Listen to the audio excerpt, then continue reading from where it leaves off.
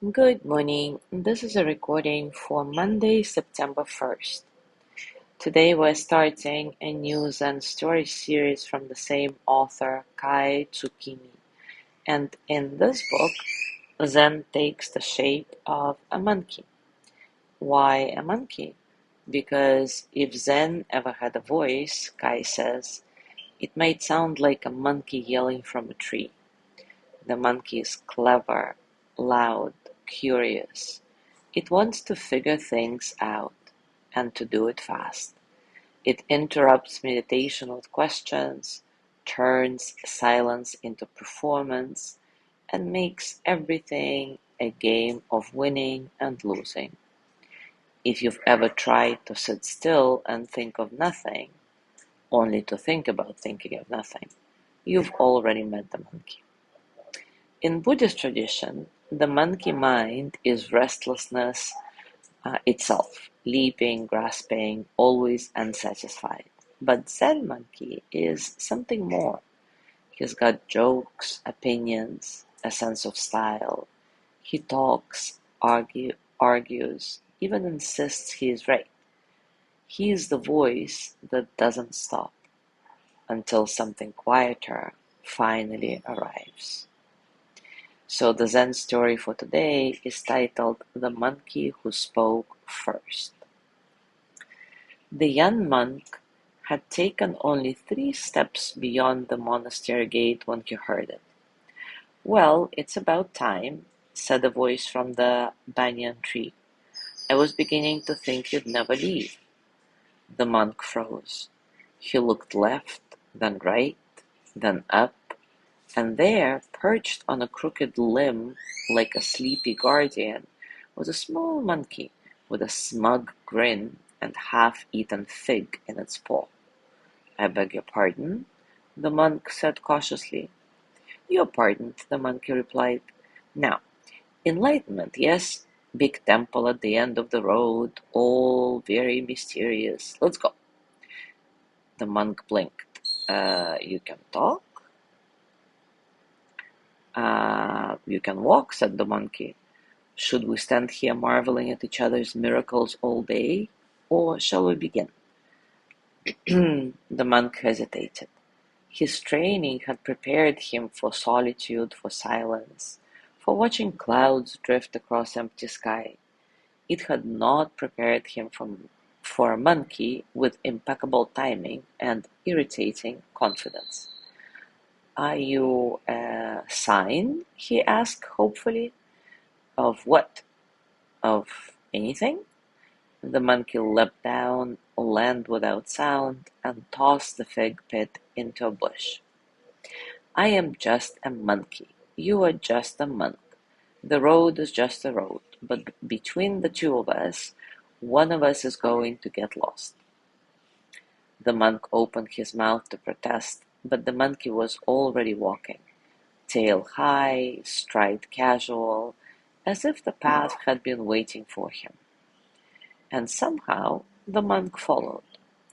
He told himself it was out of curiosity, or caution, or to ensure the monkey didn't steal his lunch. But the truth was quieter, more difficult to name. They walked in silence for a while. "Do you have a name?" the monk finally asked. "Of course." The monk waited. The monkey did not answer. Now take a comfortable position and, as always, take a moment to relax your body, arriving into stillness.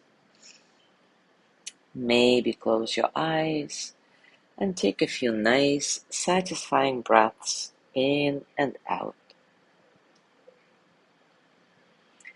Feel the breath entering your nose, cool and light, and then feel the warmth as you exhale, releasing tension, allowing you to soften a bit.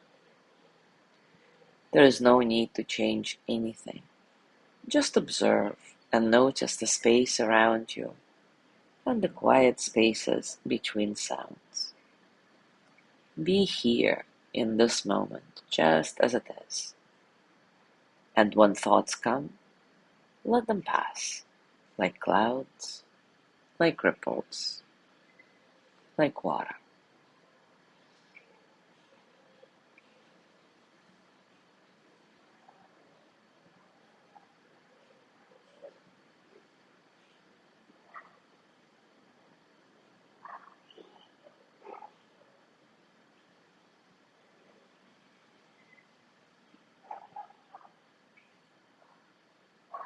And now take a moment to reflect.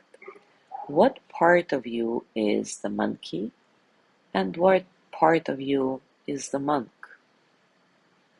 What part of you is the monkey and what part is the monk?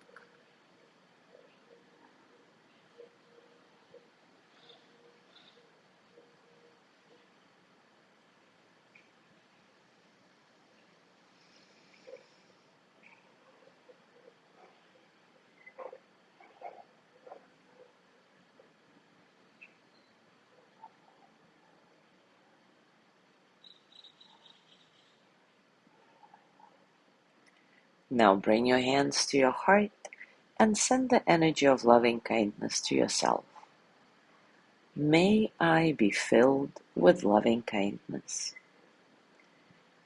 May I be well in body and mind.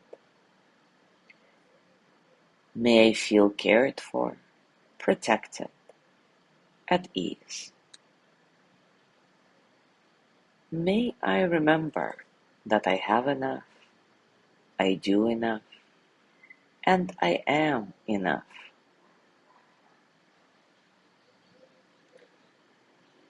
May I touch deep, natural peace. As you gently let go of the practice, scan your body and notice what's going on for you right now, physically, emotionally, mentally. How are you, really?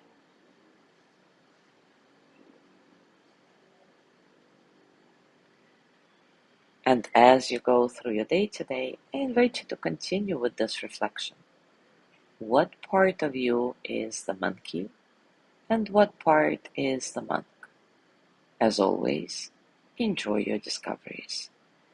Thank you so much for being here today. Have a lovely day, and I will see you tomorrow.